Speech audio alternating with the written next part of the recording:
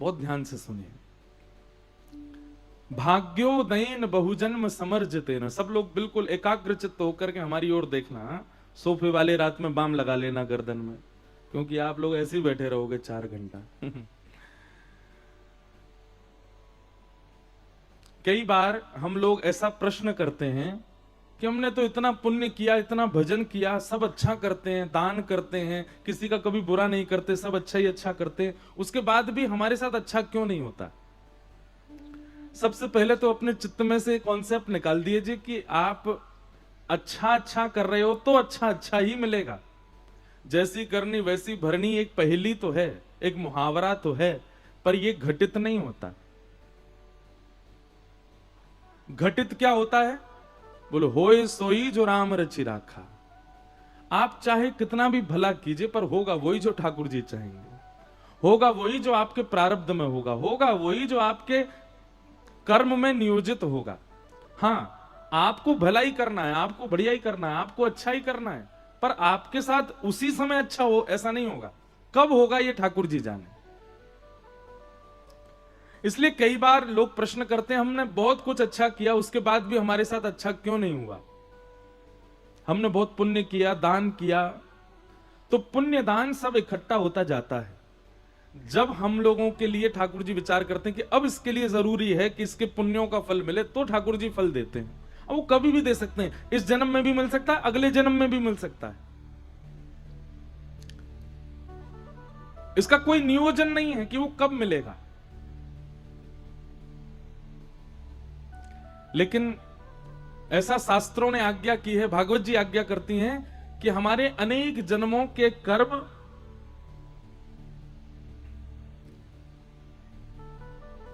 उन अनेक जन्मों में किए गए पुण्य इकट्ठे होते जाते हैं, और जब उनकी मात्रा अतीत हो जाती है तब उसके फल स्वरूप हमको कथा प्राप्त होती है। उसके फल के रूप में हमको कथा श्रवण करने को मिलती है। भाग्योदयन बहुजन्म समर्जितेन। आपने अपने पूर्व के ना जाने कितने जन्मों में कितने पुण्य किए होंगे, वो सब इकट्ठे होते गए, एकत्रित होते गए, और उन सब का फल क्या मिला कि आज आप कथा में बैठे हो, आज आप कथा श्रवण कर रहे हो।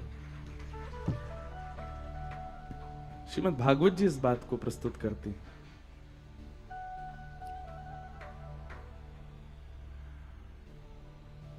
तीन प्रकार से कथा श्रवण करने को मिलती है। पहला तो भाग्य उदित होते हैं तब कथा जीवन में आती है।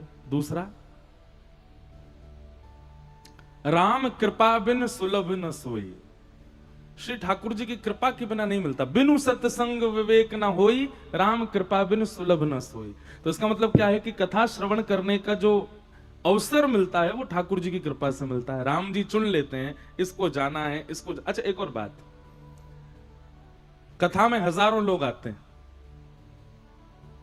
हजारों पर राम जी की कृपा होती है ऐसा भी नहीं है। कृपा उसी पर मानो जो कथा में बैठा, कथा में आया, 7 दिन श्रवण के बाद अपना जीवन परिवर्तित कर दिया, समझो उस पर हुई राम जी की कृपा।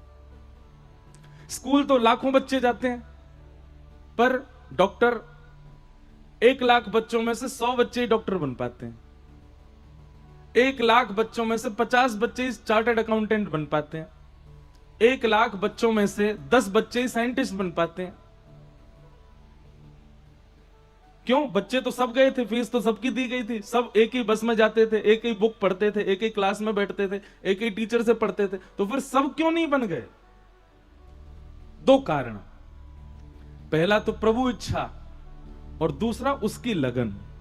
इन 2 चीजों से व्यक्ति जीवन में कुछ बन पाता है। कथा में भी ये दोनों चीजें चलती हैं। पहली प्रभु इच्छा, तो प्रभु इच्छा है, इस बात का प्रमाण है कि आप कथा में बैठे हो, पंडाल में बैठे हो, तो ये प्रभु इच्छा है। प्रभु इच्छा तो है। अब परिवर्तित होने के लिए, अपने जीवन में कुछ सकारात्मकताएं लाने के लिए अब आपकी लगन चाहिए। ठाकुर जी की इच्छा तो है, इतनी दूर शहर से फिर भी आप आ गए। रात को हम 3 बजे पहुंचे, शायद पौने 3 बजे कानपुर। हिसार में कल कथा विश्राम करी 2 बजे, वहां से 5 बजे ट्रेन में बैठे, सुबह 2:30 पौने 3 बजे यहां आए, और यहां आते आते हमको सुबह पौने 4 बजे। तो शहर से दूर तो है। जब समीप में कथा होती है तो लोग बाग भागते दौड़ते आ जाते हैं, थोड़ा दूर होता है तो हमको एक और चिंता थोड़ी लगी कि अब कथा भी हमको समय से ही पूरी करनी, क्योंकि आप लोग आएंगे तो इतनी दूर जाना भी तो है सबको। लेकिन फिर भी आप आ रहे हैं, इसका मतलब क्या है? ये ठाकुर जी की कृपा है। ठाकुर जी चाहते हैं कि आप सुनो। अब दूसरी चीज आपको यहां पर लगानी है, वो क्या है? आपकी लगन, आपका भाव, आपका मन। आप संकल्पित होकर के बैठ जाएं कथा में तो निश्चित है परिवर्तन होगा, जीवन में परिवर्तन होगा, स्वभाव में परिवर्तन होगा, काम क्रोध लोभ मोह ईर्ष्या द्वेष अभिनिवेश सब में परिवर्तन होगा। और सबसे बड़ा परिवर्तन तो भैया हमारो जीवन चाहे जैसो भी है, श्री ठाकुर जी का अनुग्रह जीते जी अवस्था में प्राप्त हो जाए, इसके लिए कथा है। कथा का मूल उद्देश्य बहुत कुछ है। कई लोग कथा इसलिए सुनते हैं कि हमारे पितृ मुक्त हो जाएं, कई लोग कथा इसलिए सुनते हैं कि हमारे काम बिगड़े हुए बन जाएं, कई लोग कथा इसलिए सुनते हैं कि हमारे अंदर क्रोध बहुत है, क्रोध कम हो, काम कम हो, लोभ कम हो, आदि आदि सब भाव। पर विशेष रूप से कथा का एक ही प्रयोजन होना चाहिए, कृष्ण प्राप्ति कर्म सस्वत, श्री कृष्ण की प्राप्ति, कृष्ण प्राप्ति। तो कानपुर में पहली बार हमारा आना हुआ है, शायद याद ही नहीं कि बीच में कभी कानपुर एक आध दिन के लिए भी आना हुआ होगा, तो पता नहीं, कभी नहीं हुआ, पहली बार ही आना हुआ है। और हमारे शिवकांत शुक्ला जी और आपकी श्रीमती कल्पना शुक्ला जी, पूरे परिवार का बहुत भाव था। इन पर भी ठाकुर जी की कृपा ही हुई है। आयोजकों पर तो कृपा होती ही है ठाकुर जी की, इन पर भी बड़ी कृपा है इनके पूरे परिवार पे कि ठाकुर जी ने ये प्रयोजन इतना सुंदर बनाया है।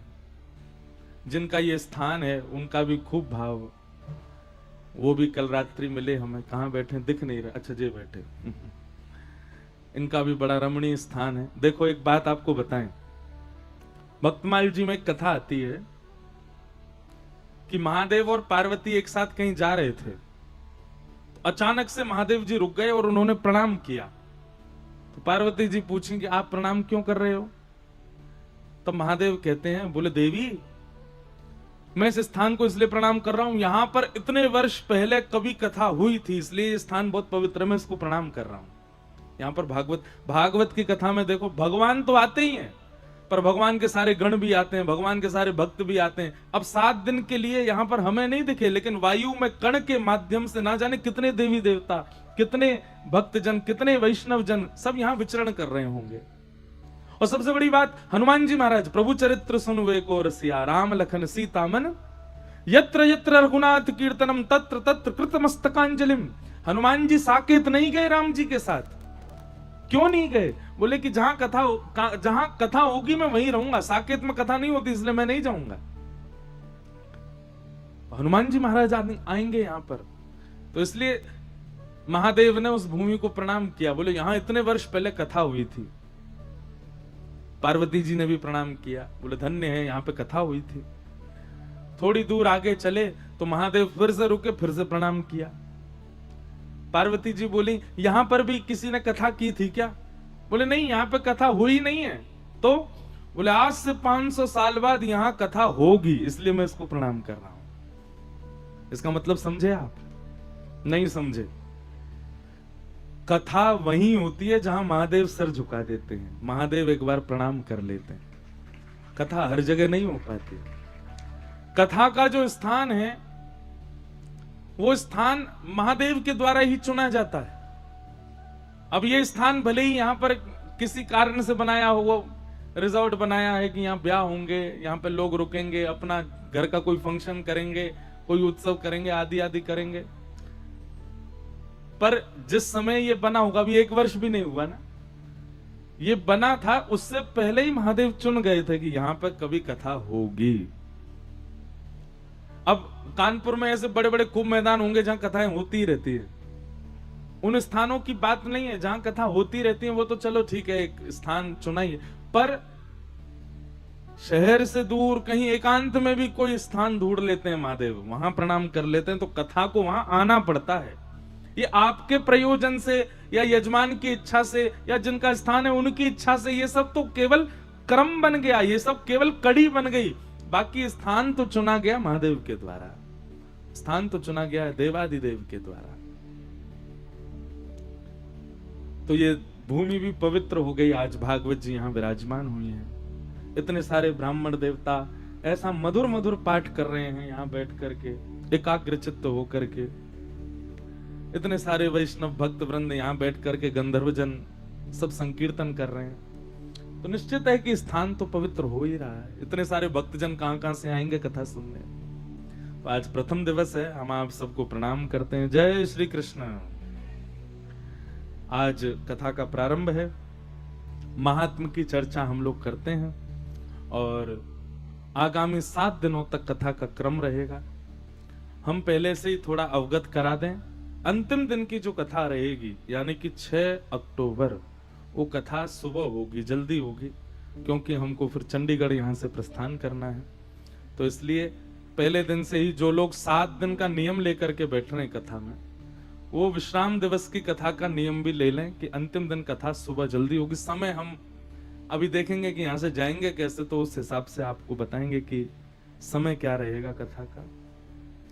बोलो वृंदावन बिहारी लाल की जय। दूसरा एक बात और, श्री गिरधर लाल जी भी आते हैं जहां भी कथा होती है, हमारे ठाकुर जी, उनके मिलने का समय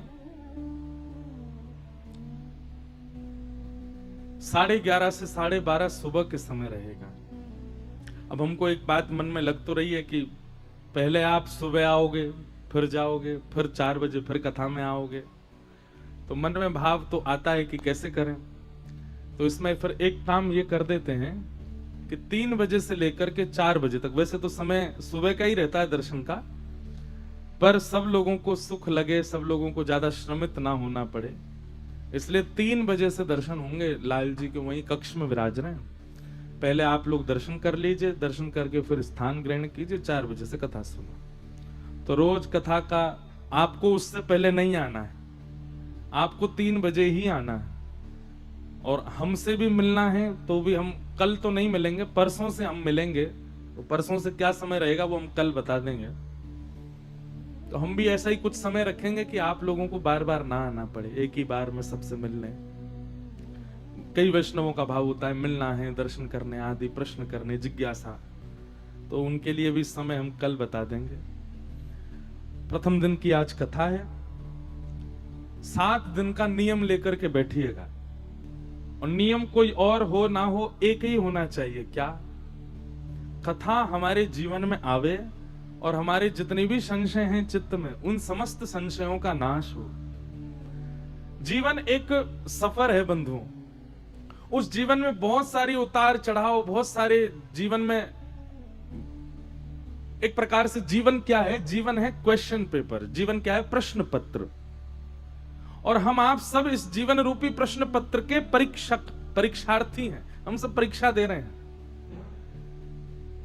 जीवन रूपी परीक्षा का उत्तर क्या होगा ये भागवत जी ही आपको बताएंगे। तो उसके लिए 7 दिन के लिए आप लोग यहां बैठे हो सुनने के लिए। इन 7 दिनों में यदि ध्यान पूर्वक एक एक शब्द आपने श्रवण किया तो जीवन रूपी परीक्षा देने में, जीवन रूपी परीक्षा हल करने में आपको ज्यादा दिक्कत नहीं होगी। इसलिए बहुत ध्यान पूर्वक सुनिएगा। नियम केवल एक ही बनाइए, क्या? कि आपका मन इधर उधर नहीं जाए, विचलित ना हो, एकाग्रचित्त होकर सुनो।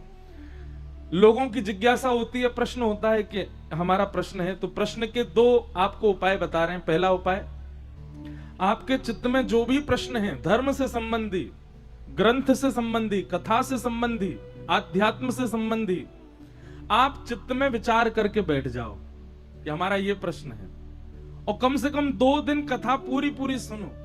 आपका उत्तर कथा में अपने आप मिलेगा। अगर 2 दिन में आपका उत्तर ना मिले तो आप प्रश्न लिख करके व्यास मंच पर हमारे आने से पहले रखवा दीजिए। हमारी चित्त में उसका उत्तर होगा, या फिर आपका प्रश्न ऐसा होगा जिससे सबका कल्याण होगा, तो हम उसका उत्तर देंगे। तो इसलिए जिज्ञासा जरूर कीजिएगा। बाकी सब आपको कथा में हम बीच बीच में बताते रहेंगे। आइए बड़े भाव से श्रीमद् भागवत के महात्म में, आज महात्म मतलब महत्व, महत्व क्या है कथा का, वो हम लोग श्रवण करते हैं। बोलो वृंदावन बिहारी लाल की जय। सच्चिदानंद रूपाय विश्वोत्पत्त्यादि हेतवे तापत्रय विनाशाय श्री कृष्णाय वयं नमः। सच्चिदानंद रूपाय विश्वोत्पत्त्यादि हेतवे तापत्रय विनाशाय श्री कृष्णाय वयं नमः। यं प्रव्रजन्तमनुपेतमपेतकृत्यं द्वैपायनो विरह कातरया जुहाव पुत्रेति तन्मयतया तर्वोऽभिनेदु तं सर्वभूत हृदयं मुनिमानतोऽस्मि।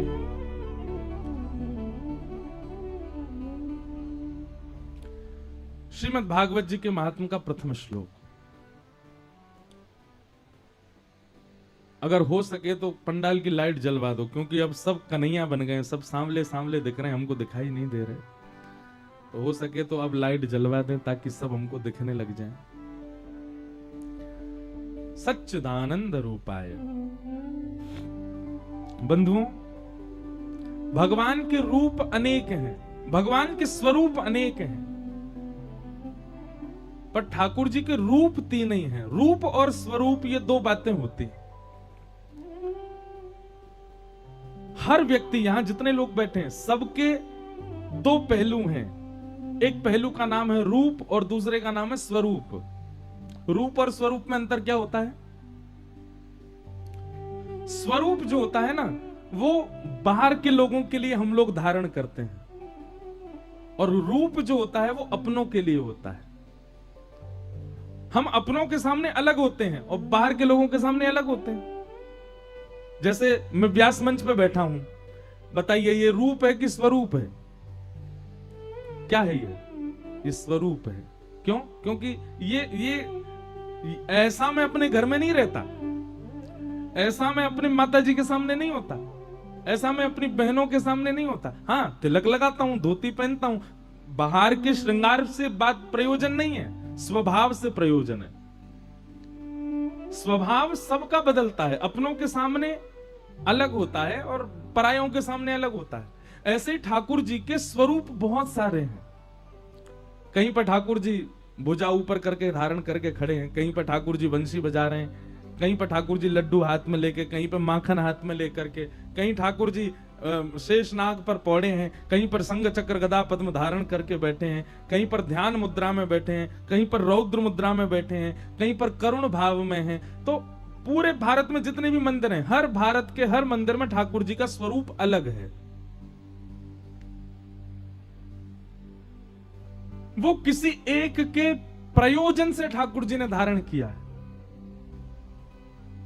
वृंदावन जाते हैं आप लोग, तो वृंदावन में बिहारी जी जो हैं वो किसके ठाकुर जी हैं? स्वामी श्री हरिदास जी महाराज, वो हरिदास जी के हृदय के ठाकुर जी हैं। श्री राधा वल्लभ जी किसके ठाकुर जी हैं? श्री हृदयवंश महाप्रभु के ठाकुर जी हैं। श्री राधा रमण जी किसके ठाकुर जी हैं? गोपाल भट्ट गोस्वामी के ठाकुर जी हैं। द्वारिका में आप जाकर के देखोगे, वहां पर श्री द्वारिकाधीश चतुर्भुज रूप में खड़े हैं, वो किसके ठाकुर जी हैं? वो देवकी मैया के ठाकुर जी हैं। बद्रीनाथ में जाकर के देखोगे तो वहां तपस्या में ठाकुर जी बैठे हैं, वहां किसके बोले एक विशाल नाम के राजा हुए, उस राजा के लिए ठाकुर जी तपस्वी रूप में वहां प्रकट हो गए। जिसकी भावना जैसी ठाकुर जी वैसे वैसे प्रकट होते चले गए सब जगह। तो ये ठाकुर जी के स्वरूप हैं जो आप मंदिरों में देखते हो। पर ठाकुर जी का रूप क्या है? रूप मतलब जो अपनों के लिए होता है। वो तीन ही है ठाकुर जी के, सत्य, चित और आनंद। ठाकुर जी का श्रृंगार कैसा भी हो, कद काठी कैसी भी हो, मोटे हो, पतले हो, दुबले हो, लेटे हो, खड़े हो, बैठे हो, पर सारे ठाकुरों के तीन ही रूप हैं। अंतरंग भाव से वो तीन ही रूप में हैं। तीन रूप कौन कौन से? सबसे पहला सत्य, लिखते जाइएगा। यदि कोई व्यक्ति बहुत मंदिर नहीं जाता है लेकिन सत्य का आचरण करता है, तो सत्य बोलने वाला व्यक्ति उतना ही पुण्यात्मा माना जाएगा जितना पुण्यात्मा वो व्यक्ति माना जाता है जो मंदिरों में ही जाता रहता है। लेकिन कोई व्यक्ति मंदिर बहुत जाता है लेकिन सत्य नहीं बोलता, उसका पुण्य बढ़ेगा। बात बात पे झूठ ही बोलता है लेकिन मंदिर सारे जाता है।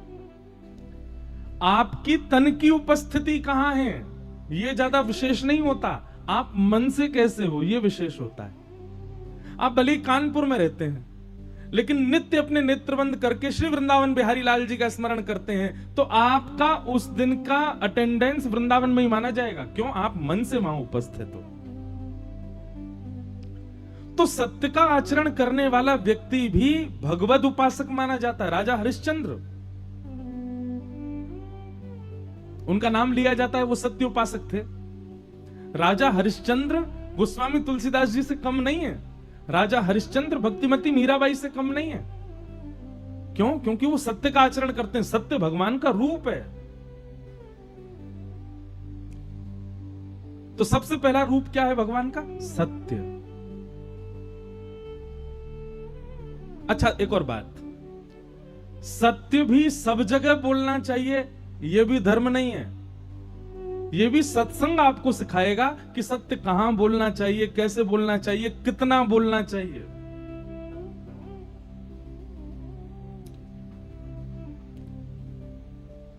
आपसे किसी ने पूछा, वो 4 नंबर गली वाली जो है ना, उनकी बेटी से हम अपने बेटा का ब्याह कर रहे हैं, वो लड़की कैसी है, आपको क्या करना चाहिए?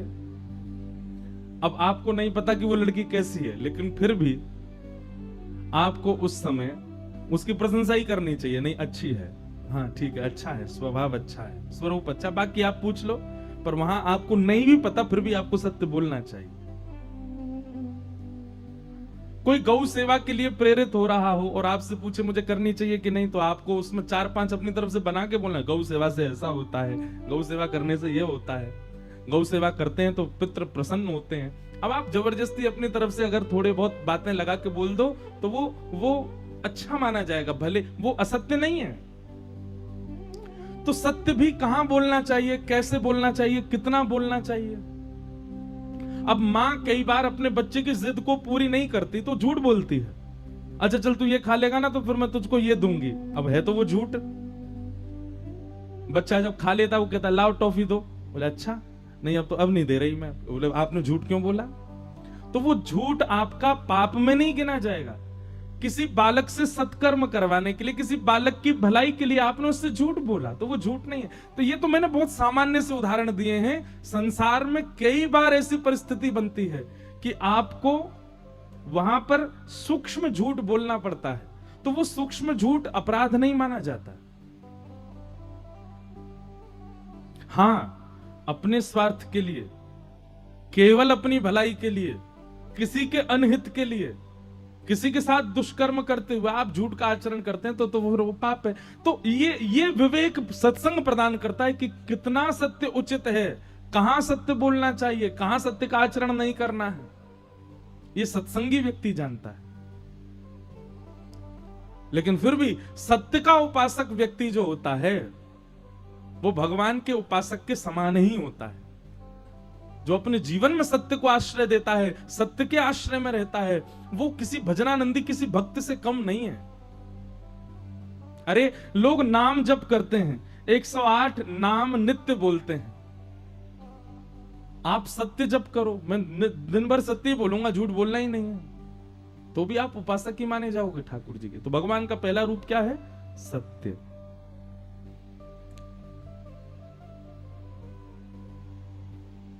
दूसरा रूप क्या है?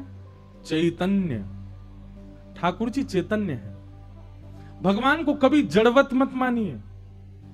ठाकुर जी धातु में हैं, अष्ट धातु में हैं, मूर्ति में हैं, या किसी काष्ठ में हैं, प्रतिमा में हैं, नहीं। ठाकुर जी चैतन्य है।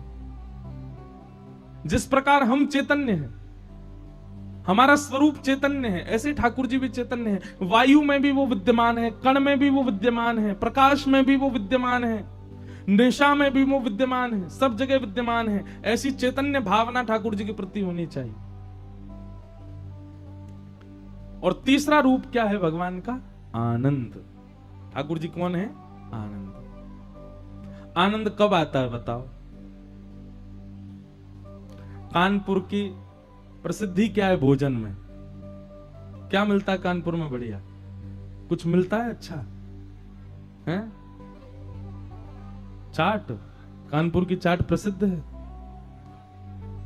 लड्डू, वाह, तो वो खा के आनंद आता है? नहीं। कितनी भी प्रसिद्ध वस्तु क्यों ना हो, ये हम तो देखो केवल जीव की बात करेंगे क्योंकि बाकी इंद्रियों की चर्चा मंच से नहीं कर सकते। पर जिस वस्तु के लिए व्यक्ति कहता है कि उसको पाने में हमको सुख मिला, उसको पाने में हमको आनंद आया, उसकी एक लिमिट होती है, उससे ज्यादा आप उसका उपभोग नहीं कर सकते। आप चाट कितने दोना खा लोगे? एक दोना खा लोगे, बहुत ज्यादा भूख होगी 2 खा लोगे, बहुत ही ज्यादा पेट बड़ो होगा मटका सो तो 3 खा लोगे, 4 खा लोगे। लेकिन संसार की किसी भी वस्तु की जब अतीत हो जाती है, वो अति से अधिक आपके पास आ जाता है, तो प्रिय लगने वाली वस्तु से भी घृणा होती है। इसलिए वो उसको आनंद नहीं कह सकते आप। आनंद की परिभाषा सुनिए, जिस वस्तु के अतीत का सेवन करने से, अतीत में उस वस्तु का उपभोग करने से यदि उस वस्तु से आप ऊबने लग जाओ तो वो आनंद नहीं कहलाएगी, वो सुख कहलाता है। लेकिन भगवत संबंधी वस्तु, ठाकुर जी से संबंधी वस्तु, वो कितने भी अतीत में उसका सेवन कर लो फिर भी आपको कम ही लगेगा, उसी को आनंद कहते हैं। श्री वृंदावन का दर्शन कर लो, श्री ठाकुर जी का दर्शन कर लो, कथा सुन लो। अभी तो पहला दिन आए, आज 7वें दिन आपको यूं लगेगा कहां चले गए 7 दिन, इतनी जल्दी क्यों पूरे हो गए 7 दिन। कहां 3 घंटे की पिक्चर देखने जाते हैं तो कई बार 3 घंटा भी यूं लगे पूरी क्यों नहीं हो रही है। कोई 7 दिन की पिक्चर बना दे तो देखने जाएगा कोई नहीं जाएगा। वो 3 घंटा ही बहुत है भैया, इससे ज्यादा नहीं, क्योंकि वो संसारी भाव है। और यहां कथा आप तो 7 दिन की सुन रहे हैं, हमने तो 1 महीना की कथा भी करी है, 30 दिन तक सुनते रहे तो भी लोग कह रहे हैं, बोले अभी अधूरी रह गई, अभी तो भाव भरा ही नहीं। और हमारा जीवन देख लो, हम तो पूरे दिन कथा ही करते रहते हैं। कल हिसार करके आए, आज यहाँ कर रहे हैं, 6 को यहाँ पूरी करेंगे, 7 से चंडीगढ़ में करेंगे, 13 को चंडीगढ़ पूरी करेंगे, 14 से गोवर्धन करेंगे, गोवर्धन में 17 को पूरी करेंगे, 19 से भोपाल में करेंगे। हम तो एक ही दिन खाली नहीं, तो भी लोग, कई लोग रोज कथा सुनते हैं और फिर भी क्या कहते हैं, अब लगता है कि बस सुनते रहें। क्यों? क्योंकि ये आनंद है। क्या है आनंद का मतलब? जिस वस्तु के अति भोग में भी आप ऊबते ना हो, जिस वस्तु के अति सेवन में भी आपकी इच्छा पूरी ना होती हो, वो आनंद। और एक और बात बहुत ध्यानपूर्वक सुनना, हमारी कथा व्यसनी लोग भी सुनते हैं ना। व्यसनी कहेंगे महाराज जी व्यसन भोगने में भी तो आनंद आता है, व्यसन भोगने में भी तो सुख मिलता है? रात भर पियो, क्या सुख मिलता है महाराज, ऐसा लगता है कि उड़ रहे हैं आकाश में। फिर तो पत्थरों पर भी लिटा दो तो ऐसा लगता है कि बादल की तकिया पे सो रहे हैं क्या। ऐसे ऐसे व्यसनी भी होते हैं। तो व्यसनी लोग कह सकते हैं कि महाराज जी जैसे आपको कथा में आनंद आता है, लोगों को कथा सुनने में आनंद, हमको व्यसन में भी तो आनंद आ रहा है। अब यहां पर क्या बात लागू होगी? कथा सुनने से आपका नुकसान कुछ नहीं हो रहा, भला ही हो रहा है आप। और सबसे बड़ी बात क्या, कथा आपको क्या बनाती है पता है? कथा आपको सकारात्मक बनाती है। जब आप बहुत कथा सुनेंगे ना तो आप किसी नकारात्मक व्यक्ति के पास जाएंगे, उसको हील करने लग जाएंगे। वो व्यक्ति आपके पास बैठने में ऐसा सुख का अनुभव करेगा, कुछ मत बोलो, केवल उसके पास बैठ जाओ, उसको ऐसा लगेगा कि मेरे कष्ट हरण कर रहा है क्या, ये मेरे सारे आर्तों को मुझसे ले रहा है क्या। अति आध्यात्मिक व्यक्ति जो होता है उसका दर्शन मात्र से ये लगने लग जाता है कि हमारा ना जाने कितने कितने कष्ट हमारे खत्म हो गए। और व्यसनी व्यक्ति बगल में बैठ जाए तो यूं लगती है कि राम राम अब कैसे समय कटे, एक एक मिनट यूं लगती है। एक बार हम विदेश जा रहे थे तो हमारे बगल में एक बैठ गया। अब विदेश के जहाज जो होते हैं उनमें पीने को मिलती है, तो विदेशी था, कोई भारत का नहीं था। उसको क्या पता कि महाराज, अब भारतीय लोग हों तो वो तो समझ जाते हैं भैया धोती में बैठे हैं, तिलक लगा रखा है, इनके सामने कुछ गलत मत खाओ पियो। विदेशी को क्या पता, उसने तो महाराज खूब पान करता गया। बहुत पुरानी बात है, तब मैं कथा नहीं करता था, छोटा था। पिताजी के साथ गए थे। अब वो पान करने के बाद में रोवे, मेरे कंधा पे सर रख के, और रोवे से रोवे। और अच्छा इंग्लिश भी नहीं बोल रहा था, फ्रेंच बोल रहा था। अब वो क्या बोले मुझे समझ नहीं आता। मैं उसको बोलूं मैंने इंग्लिश बोले, English no English, only French. और फ्रेंच में रो रहा था। उसकी पत्नी छोड़ के चली गई, बच्चे कहीं चले गए होंगे। पूरे रास्ता रोता रहा, इतना कष्ट में आ गया महाराज। कभी हंसे, कभी नाचे, कभी रो। मुझे यूं लगे हवाई जहाज कब उतरे। 16 घंटा का हवाई जहाज। अब आप 16 घंटा क्या मैं बैठा हूंगा वहां पे, लग रहा है आपको? हमने तुरंत एयर होस्टेस को बुलाया, मैंने मेरी सीट चेंज करो या फिर इसको भगाओ, इसे पूरा बर्बाद कर रहा है। तो व्यसन भोगने से आपकी इंद्रियां प्रसन्न होती हैं, और प्रसन्न नहीं होती हैं, वो दिखाती हैं आपको कि वो बड़ी प्रसन्न, पर अंदर से खोखली होती जा रही हैं। जैसे ही व्यसन का नशा उतरता है, वही व्यक्ति सबसे ज्यादा परेशान हो जाता है, वही व्यक्ति सबसे ज्यादा नकारात्मक हो जाता है। पर कथा सुनने वाले लोग कथा सुनने के बाद भी घर तक जाएंगे ना, प्रसन्न मुद्रा में रहेंगे। कथा 7 दिन की पूरी हो जाएगी, उसके बाद भी जीवन में भी प्रसन्न रहते हैं। ये कथा का स्वरूप है। इसलिए सांसारिक व्यसन को आप कथा से नहीं जोड़ सकते। वो व्यसन तो चंद घंटों के लिए आपको सुख देता है, पर कथा तो जीवन भर सुख दे देती है, जीवन को प्रसन्न कर देती है।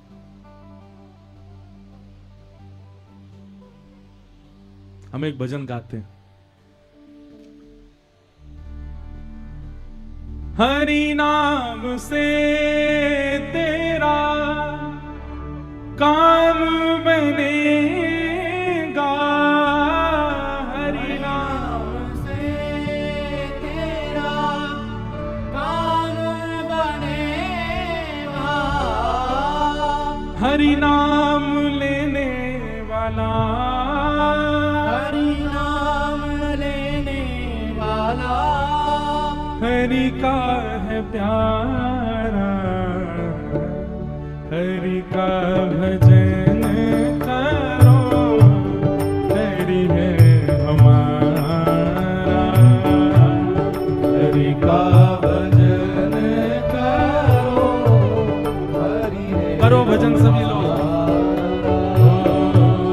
हरि का भजन करो, हरि है तुम्हारा, हरि का भजन करो, हरि है हमारा।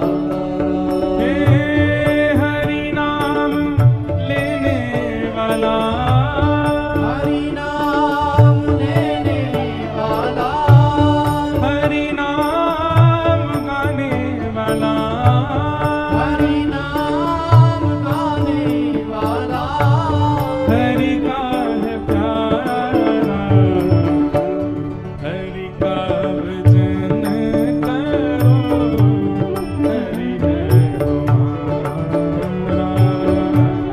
हरि का भजन करो, हरि है हमारा। श्री राधा रमण लाल की।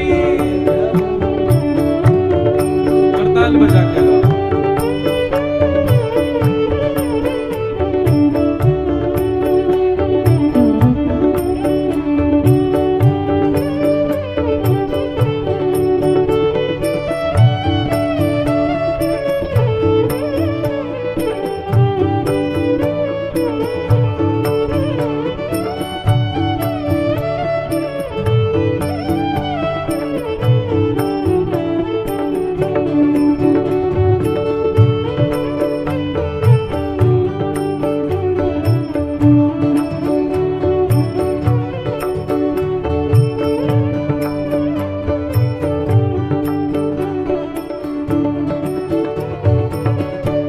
कोई कहे राधे श्याम, कोई कहे सीताराम, कोई कहे राधे श्याम, कोई कहे सीताराम, कोई कहे राधे श्याम, कोई कहे सीताराम,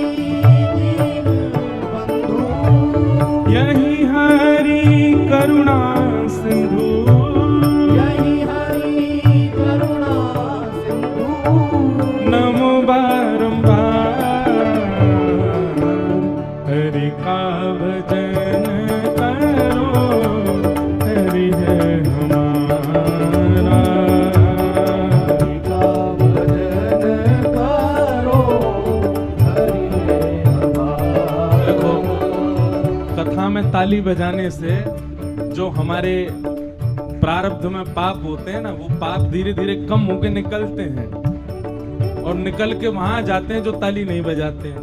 कोई शास्त्रीय बात नहीं है, आप ताली बजाओ इसलिए बोल रहे हैं। करताल बजा के गाओ भाव से, हरि का भजन करो हरि है हमारा, हरि का भजन करो हरि है हमारा, हरि का भजन करो हरि है हमारा, हरि का भजन करो हरि है हमारा। ओ हरि नाम लेने वाला, हरि नाम लेने वाला, ओ हरि नाम गाने वाला, हरि नाम गाने वाला, हरि का है प्यारा, हरि का भजन करो हरि है हमारा, हरि का भजन करो हरि है हमारा। ओ हरि का भजन करो हरि है हमारा, हरि का भजन करो हरि है बोल वृंदावन धाम की।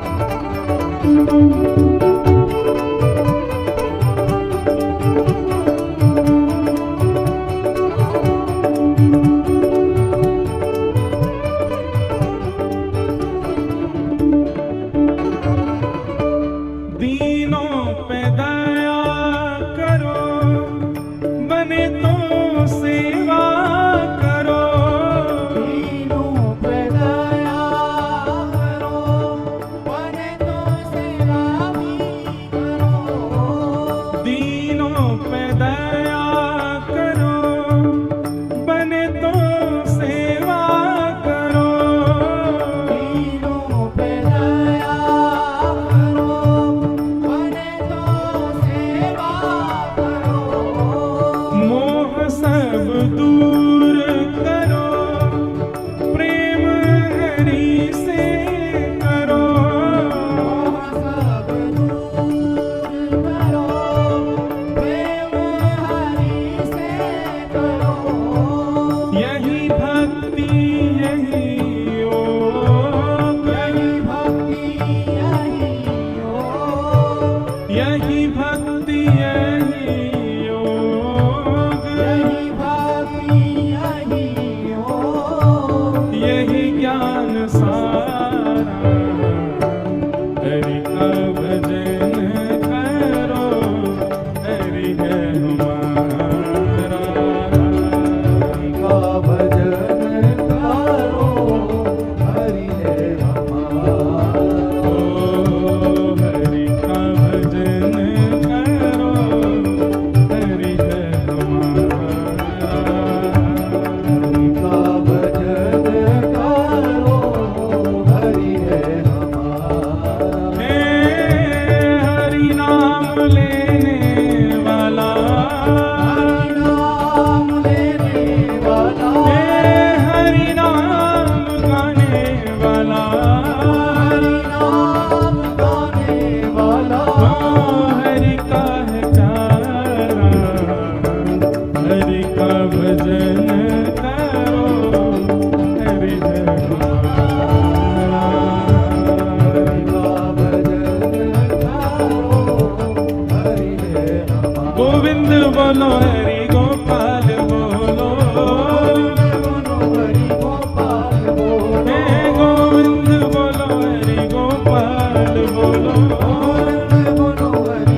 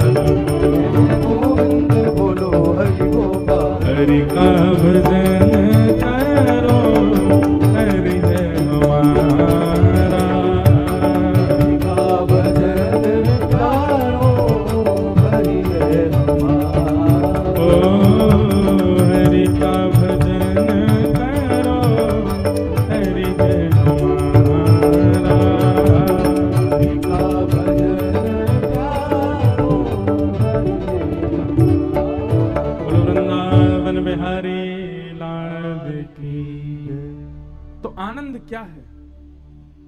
ठाकुर जी के संबंध की चर्चा, ठाकुर जी के संबंध की कथा, ठाकुर जी के संबंध की लीला, ये सब आनंद है। भगवान के 3 रूप हैं, पहला सत्य, दूसरा चैतन्य और तीसरा आनंद। सच्चिदानंद रूपाय और विश्वोत्पत्त्यादि हेतवे। ठाकुर जी के 3 काम है, विश्व की उत्पत्ति करना, पालन करना और संहार करना। तापत्रय विनाशाय, 3 प्रकार के तापों का जो विनाश करते हैं।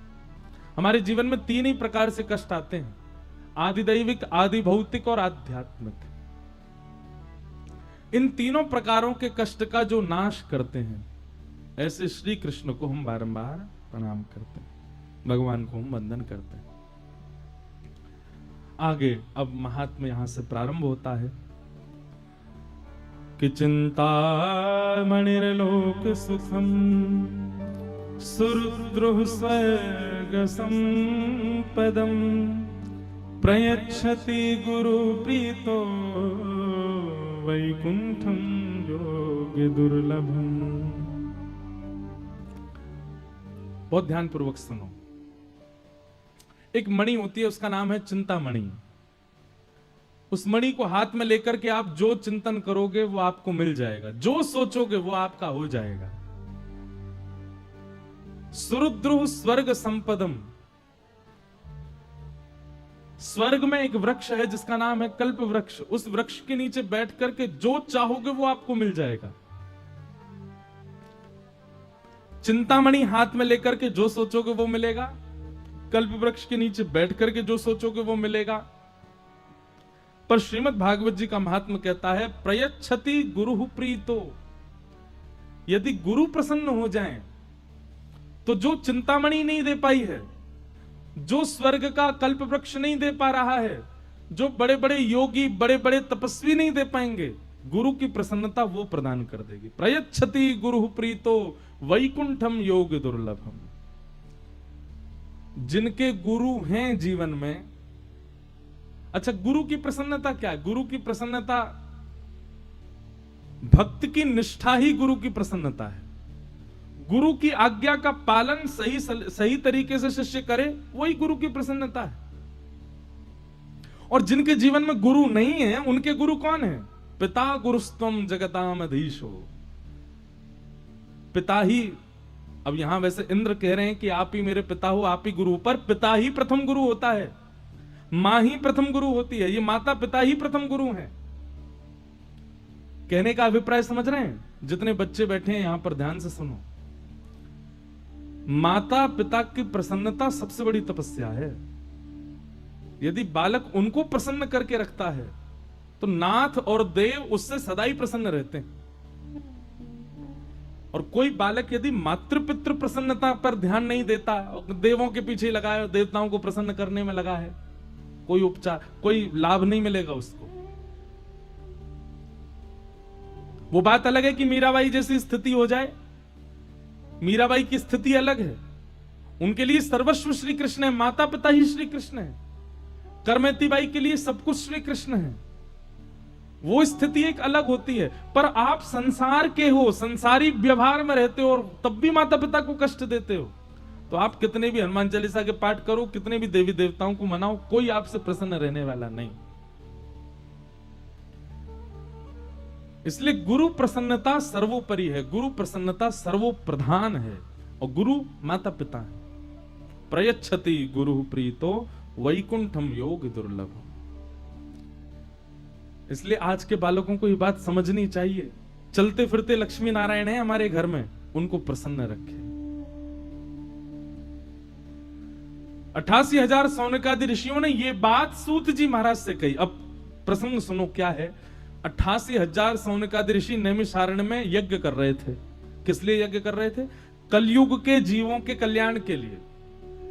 लेकिन यज्ञ करते करते उनको यह अनुभव हुआ कि यज्ञ से जीव कल्याण होने वाला नहीं है। तब उसी सभा में सूत जी का आगमन हुआ और सूत जी से 88,000 सौनकादि ऋषियों ने प्रश्न किया, भगवान मानव कल्याण कैसे होगा? कलयुग के जीव का कल्याण कैसे होगा? अब हम आपसे एक प्रश्न करें, यहां पर इतने सारे लोग बैठे हैं, कई लोगों की आयु मुझसे दुगनी है। बताओ कल्याण किसे कहते हैं? मानव कल्याण किसको कहते हैं? कभी इस बात पर चिंतन किया कि मानव कल्याण का मतलब क्या होता है? अभी यहां पर अगर माइक लगा के आप सबसे कहा जाए कि करके आओ, बताओ मानव कल्याण क्या है, तो आप सबका अधिकतर एक ही उत्तर होगा, भगवत प्राप्ति, भगवान की प्राप्ति मानव कल्याण है। बोलेंगे सब लेकिन करेगा कोई नहीं। बाहर जाते सबके लिए कल्याण का मार्ग क्या है? बहुत धन कमाना। सबके लिए कल्याण का मार्ग क्या? कानपुर में बहुत बड़ा घर बनाना है। अरे उसको दिखाना है मुझको, ऐसा घर नहीं बनाया तो फिर मैंने क्या किया? कल्याण का मार्ग क्या है? बेटा का बहुत अच्छा ब्याह करना, बेटी का ऐसा ब्याह करना कि 4 लोग कहें हाँ भाई कुछ किया था। मंच पर आकर के आध्यात्मिक स्थिति में सब बोलते हैं भगवत प्राप्ति कल्याण है, पर करता कोई नहीं। कल्याण का मार्ग सबके लिए बड़ी गाड़ी खरीदना, बड़े घर लेना, खूब नाम शोहरत कमाना, खूब धन कमाना, ऐश्वर्यवान होना, संपत्तिवान होना, सुखी रहना, इसको लोग कल्याण समझते हैं। याद रखिएगा, सुखी रहना, ऐश्वर्यवान होना, धन कमाना, बहुत संपत्ति होना, ऊंचे ऊंचे घर होना, ये सब कुछ रावण के पास था, सब कुछ था। सीता जी के हरण से पहले का रावण का जीवन देखो आप। रावण के पास हर वो वस्तु थी आज का मानव जो अपने जीवन में चाहता है, पर शरीरम स्वरूपम तथा वा कलत्वम रथश्चारुरुचिरम धनम मेरुतुल्यम मनश्रेण लग्नम कृष्ण चरणारविंदम ततः किम ततः किम ततः किम ततः किम। शास्त्र का श्लोक है। सुंदर शरीर है आपका, सुंदर स्वरूप है, पत्नी भी बहुत सुयोग मिल गई, बहुत अच्छा घर बन गया, बहुत अच्छी संपत्ति, सब कुछ है आपके पास, पर मनश्रेण लग्नम कृष्ण चरणारविंदम, सब कुछ हो गया पर मन नहीं लगा ठाकुर जी के चरणों में। तो आपके पास आई हुई वस्तु कुछ क्षण के लिए, कुछ घंटों के लिए, कुछ साल के लिए आपको सुखी दिखेगी, कुछ साल बाद वो फीकी लगने लग जाएगी, उसका रूप रंग सब बर्बाद होता चला जाएगा।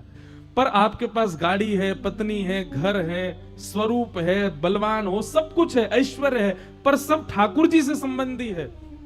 अंतिम श्वास तक सब सुंदर रहेगा, अंतिम श्वास तक सब मधुर लगेगा। धन कमाना बुरी बात नहीं है, घर बनाना बुरी बात नहीं है, बड़ी गाड़ी खरीदना बुरी बात नहीं, अच्छा ब्याह करना बुरी बात नहीं, ऐश्वर्यवान होना, संपत्तिवान होना, खूब यश कीर्ति होना, ये कोई बुरा नहीं है, पर भगवत संबंधी होना सब कुछ ये करना है।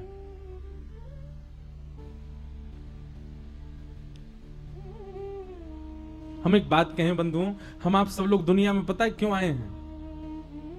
अपना हिसाब बराबर करने आए हैं। हमारे पूर्व के कर्मों की वजह से हमारा जन्म हुआ है।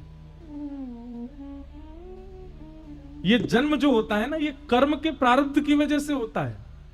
हम सब अपने पूर्व के प्रारब्धों को भोग करके उन प्रारब्धों को समाप्त करने के लिए पृथ्वी पर आए हैं। पर हम पृथ्वी पर आकर के क्या कर रहे हैं? पूर्व के प्रारब्ध तो समाप्त होंगे जो होंगे, इस जन्म में नए प्रारब्ध और बना लिए। मतलब पुराना खाता तो चुका नहीं, नए खाते और खुल जा रहे हैं। इसलिए भैया समझ जाओ, मानव जन्म क्या है? मौका, अवसर। मैं और आप मानव बने, इसका मतलब ठाकुर जी ने हमको एक मौका दिया, एक अवसर दिया है। निवृत्त हो लो, निकल लो सब चीजों से। पर हम निकल तो रहे नहीं और फंस रहे हैं, और प्रवृत्त हो रहे हैं, और पकड़ रहे हैं चीजों को।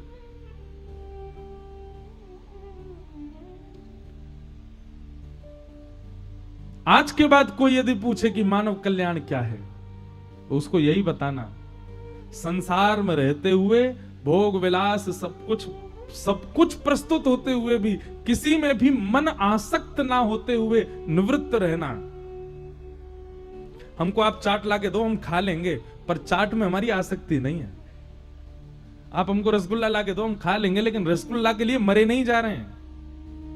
हमको आप 5 स्टार होटल में रोक दो, रुक जाएंगे, पर 5 स्टार होटल में आसक्ति नहीं है। ऐसी स्थिति हो जाए, किसी चीज के लिए आप व्याकुल नहीं हो। व्याकुल हो तो केवल श्याम सुंदर के लिए, व्याकुल हो तो केवल ठाकुर जी के लिए, संसार के लिए व्याकुलता नहीं है चित्त में, तो समझो आप अपना कल्याण कर रहे हो। और किसी भी वस्तु के प्रति आपके चित्त में आसक्ति, उसके प्रति व्याकुलता, उसके प्रति तड़पन है, तो आप ये सोच लो दूसरा खाता खोल लिया आपने, अभी आपको न कितनी बार आना पड़ेगा पृथ्वी पर। इसलिए भैया, निवृत्ति सब तज हरि भज। सब तज का मतलब नहीं है घर छोड़ दो, घर में रहो पर आसक्ति नहीं। सब तज का मतलब पत्नी छोड़ दो नहीं, पर उसमें भी आसक्ति नहीं।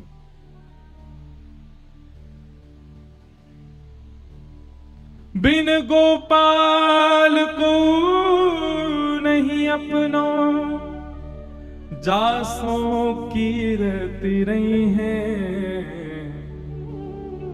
मन पंछी उड़ जई है जा दिन, मन पंछी उड़ जई है। सूरदास जी का पद है। ता दिन तेरे तन तरुवर के, सबही पात झड़ जई है। मन पंछी उड़ जई है जा दिन, मन पंछी उड़ जई है। सूरदास जी कहते हैं, संसार में आसक्ति करके क्या फायदा? आसक्ति की हुई वस्तु भोगने पर उससे निवृत्त तो होना ही है, तो पहले निवृत्त रहो, उसके प्रति आसक्ति क्यों? सूरदास जी कहते हैं, पति पत्नी दोनों ब्याह करते हैं, ब्याह करते समय वादा करते हैं 7 जन्म तक संग रहेंगे, बिल्कुल दूर नहीं जाएंगे। बोले नहीं जाएंगे। पर अगर ब्याह के वर्षों तक साथ रहने के बाद में किसी एक के प्राण यदि चले जाएं, जाने ही है वो तो, चाहे 50 साल संग रह लो, उसके बाद जाना तो है ही।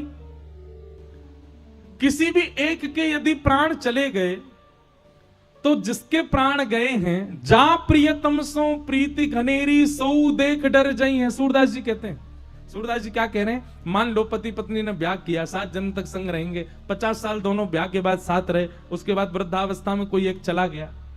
मानो पत्नी चली गई, पति बहुत रोया, अरे तो मेरे संगनी चली गई मुझे छोड़ के।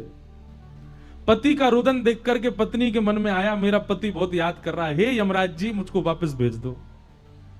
तो यमराज जी कह रहे हैं, मैं तुझे वापस भेजूंगा नहीं, पर हाँ इतना तू कह रही है तो चल थोड़ी देर के लिए तुझको भेज देता हूं। अगर तेरा पति तुझे स्वीकार कर ले तो फिर हम आगे सोचेंगे, नहीं तो वापस आ जाना।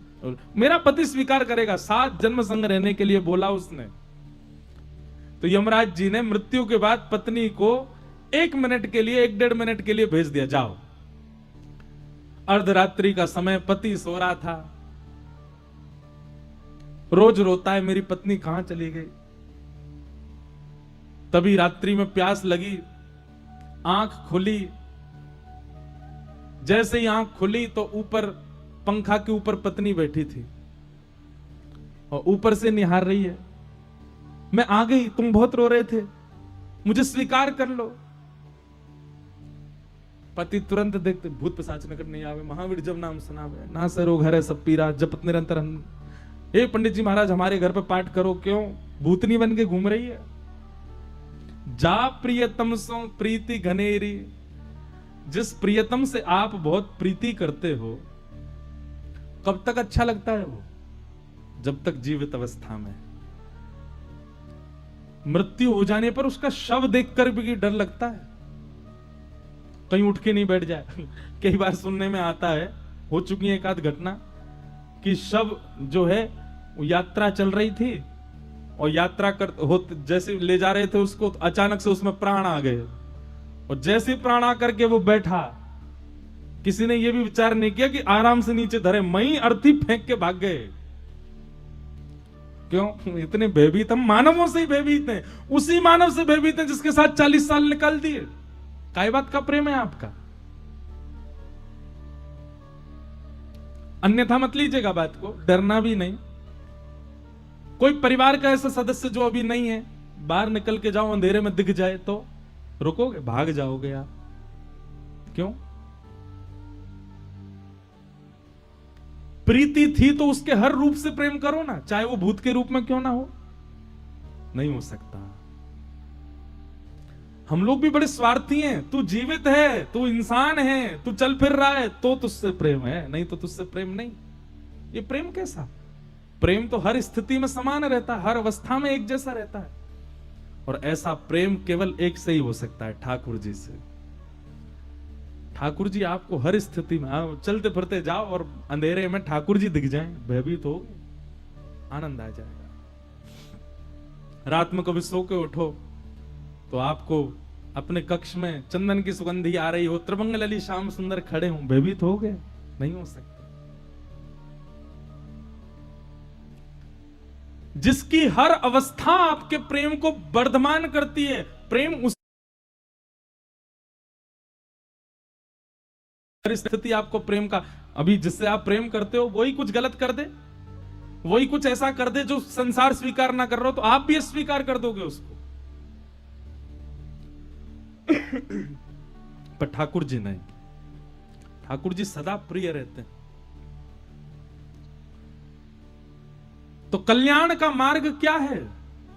यह बोध हो जाना कि संसार में हर वस्तु जब तक जीवित है तब तक उपयोग में लेनी है, इसके प्रति आसक्त नहीं रहना है। यह बोध हो जाना ही हमारा कल्याण है, इसी से ही कल्याण हो जाना है। लेकिन ये कल्याण का मार्ग हृदय में स्थापित कैसे होगा? ये प्रश्न सौनकादि ऋषियों ने सूत जी से किया। तब सूत जी उत्तर देते हुए कहते हैं, श्रीमद् भागवतम शास्त्रम कलौ कीरेण भाषितम। श्रीमद् भागवत शास्त्र में ये बल है कि उनका अनुष्ठान श्रवण करने वाला, कथा श्रवण करने वाला व्यक्ति वो इतना विवेकी हो जाएगा, उसको ये बात का अंदाजा और अनुभव हो जाएगा कि क्या उचित है क्या अनुचित है।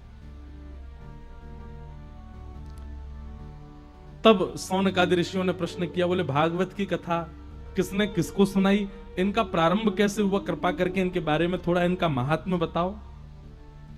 तब सूत जी महाराज ने महात्म्य बताते हुए कहा, एक बार की बात है, नारद जी महाराज बद्रीनाथ गए और बद्रीनाथ में जाकर के उन्होंने सनत कुमारों को पृथ्वी पर हो रहे दुष्कर्म के बारे में बताया। बहुत ध्यान से सुनना।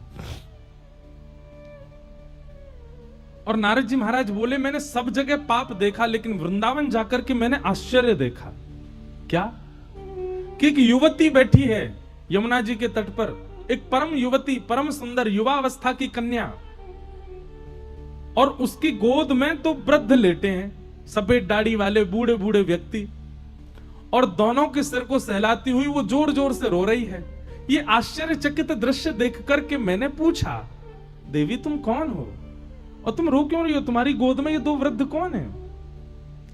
तब उसने मुझे बताया, अहम भक्ति ऋतिख्याता इमो में तनयो मतौ ज्ञान वैराग्य नामानो काल योगेन जर्जरो। मैं भक्ति हूं और ये दोनों मेरे पुत्र हैं, ज्ञान और वैराग्य। मुझे सब चाहते हैं इसलिए मैं युवा हूं, पर मेरे पुत्रों को कोई नहीं चाहता, इसलिए दोनों वृद्ध हैं। नारद जी महाराज ने प्रणाम किया, भक्ति महारानी को देखा, बोले कि देवी तुम चिंतित मत हो, मैं कोई उपचार, बोले उपचार कीजिए नहीं तो मैं विदेशम गम्यते मया। भक्ति ने कह दिया मैं विदेश चली जाऊंगी, मेरे पुत्र प्रसन्न नहीं है, मैं प्रसन्न कैसे रह सकती हूं? बंधु एक बात ध्यान से सुनना, भक्ति सबके चित्त में होती है, पर हम उस भक्ति से प्रसन्न क्यों नहीं रहते? भक्ति से हमको प्रसन्नता क्यों नहीं रहती? क्योंकि हमारी भक्ति के दो पुत्र ज्ञान और वैराग्य हमारे चित्त में नहीं है, इसलिए। और जहां पुत्र प्रसन्न नहीं, मां कैसे प्रसन्न रहे? भक्ति के दो पुत्र हैं, ज्ञान और वैराग्य। ज्ञान और वैराग्य की परिभाषा क्या है? मैं हर कथा में बताता हूं। ज्ञान का मतलब बहुत पता होना, बहुत जानकारी होना मतलब ज्ञान नहीं होता। ज्ञान का मतलब विवेकी होना, सही और गलत की पहचान होना, उसको ज्ञान कहते हैं। और वैराग्य किसको कहते हैं? वैराग्य मतलब सब छोड़ देना वैराग्य नहीं होता, सबके बीच रहते हुए भी सब में आसक्ति ना होना, इसको वैराग्य कहते हैं। ये दोनों ही हमारे चित्त में नहीं है, ज्ञान भी नहीं है वैराग्य भी नहीं है, इसलिए भक्ति तो है पर प्रसन्न नहीं है।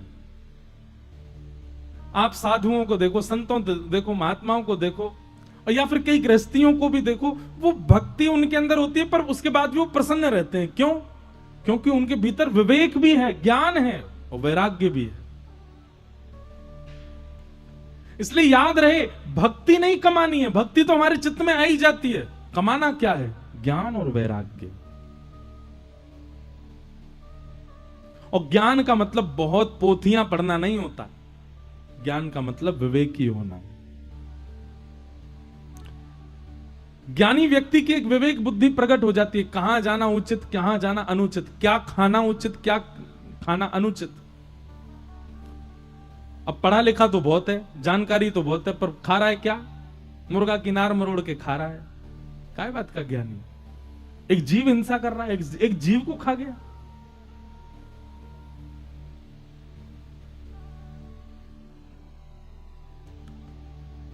श्रेष्ठ व्यक्ति है पर एक छोटी सी वस्तु ना मिलने पर रो रहा है। आजकल के बच्चे ऐसे ही हो गए हैं, आजकल के युवा ऐसे ही हो गए हैं। उनके मन को जो चाहिए वैसी स्थिति ना मिले, उसी बात से सुसाइड तक कर लेते हैं, डिप्रेशन में चले जाते हैं, एंजाइटी हो जाती है। क्यों? क्योंकि वैराग्य नहीं है चित्त में। वैराग्य यदि चित्त में आ जाएगा, आप कभी आत्महत्या जैसी स्थिति में नहीं जा सकते। ये अज्ञानता है, ये वैराग्यता की कमी है, ये विवेक की कमी है। तभी बच्चे इस प्रकार डिप्रेशन के, एंजाइटी दवाइयां खा रहे हैं। हमसे सबसे ज्यादा युवा बालक ही मिलते हैं, उनकी स्थिति देखो कैसी रहती है, हताश, उदास, परेशान, नशे पत्ते में पड़े हुए हैं।